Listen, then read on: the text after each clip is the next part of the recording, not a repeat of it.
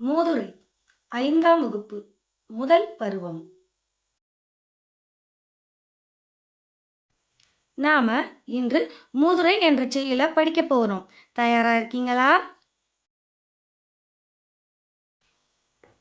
மூதுரை என்ற இச்செய்யுளின் ஆசிரியர் ஔவையார். மூதுரை என்றால் என்ன? மூதுரை முதுமையான அறிவுரைகளை கொண்டது அப்படின்னு பொருள். மூதுரைக்கு வாக்குண்டாம் அப்படின்று இன்னொரு பெயரும் உண்டு. இந்த நூல்ல நீதி கருத்துக்கள் எல்லாம் எளிமையான நடையில் கூறப்பட்டுள்ளன. ஔவையார் மூதுரை மட்டுமல்ல, ஆத்திச்சூடி, கொன்றை வேந்தன், நல்வழி என பல நூல்களை இயற்றியுள்ளார். எல்லா நூல்களிலும் நமக்கு நல்ல கருத்துக்களையே கூறியுள்ளார். சரி, இப்ப நம்ம மூதுரை என்ற செயலை படிப்போமா? அடக்கம் உடையார் அறிவிலர் என்றெண்ணி கடக்க கருதவும் வேண்டா மடை தலையில் ஓடுமீன் ஓட உருமீன் வருமளவும் வாடி இருக்குமாம் கொக்கு. என்ன செய்யல? திரும்பவும் படிப்போமா? அடக்கமுடையார் அறிவிலர் என்றெண்ணி கடக்க கருதவும் வேண்டா மடை தலையில் ஓடுமீன் ஓட உருமீன் வருமளவும் வாடி இருக்குமாம் கொக்கு. இப்பாடலின் ஆசிரியர் ஔவையார்.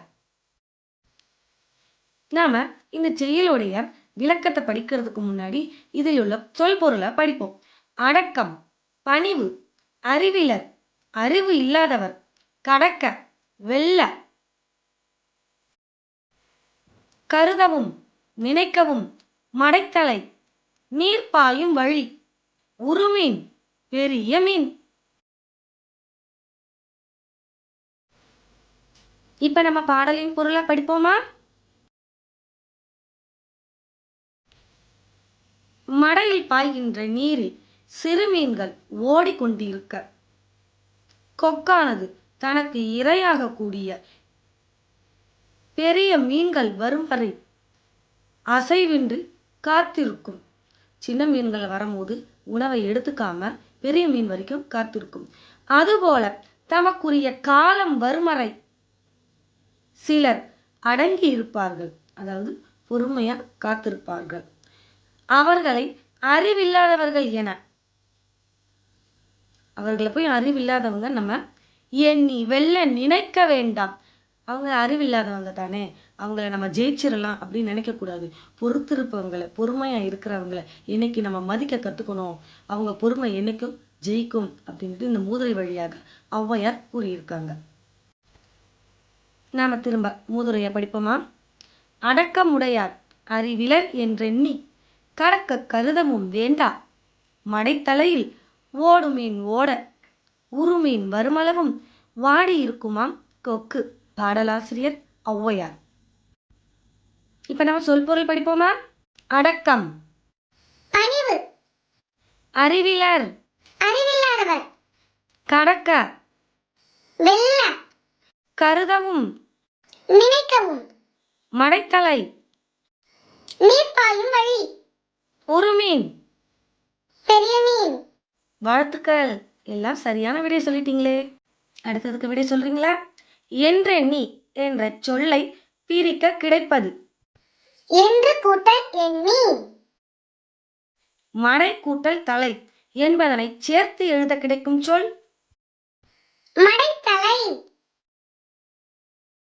வரும் கூட்டல் அளவும் என்பதனை சேர்த்து எழுத கிடைக்கும் சொல் வருமளவும். அறிவிலர் என்பதன் எதிர்ச்சொல் அறிவுடையவர். எண்ணுதல் இச்சொல்லுக்குரிய பொருள். நினைத்தல். இரண்டாம் எழுத்து ஒன்று போல வரக்கூடிய எதுகை சொற்களை சொல்லுங்க பார்ப்போம்.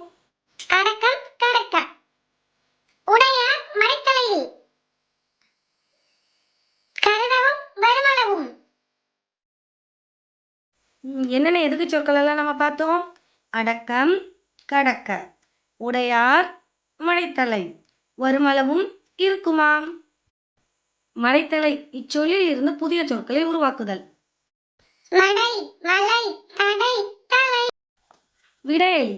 கொக்கு எதற்காக காத்திருக்கிறது? கொக்கானது தனக்கு இரையாக பெரிய மீன்கள் வரும் வரை காத்திருக்கிறது. யாரை அறிவில்லாதவர் என எண்ணிவிடக்கூடாது என்று ஔவையார் குறிப்பிடுகிறார்? தமக்குரிய காலம் வரும் வரை சிலர் அடங்கியிருப்பார்கள். அவர்களை அறிவில்லாதவர்கள் என எண்ணக்கூடாது என ஔவை குறிப்பிடுகிறார். குட்டீஸ், உங்கள் எல்லாருக்கும் இந்த பாடப்பகுதி ரொம்ப பிடிச்சிருக்குன்னு நினைக்கிறேன். இந்த வீடியோவை பார்த்ததுக்கு மிக்க நன்றி.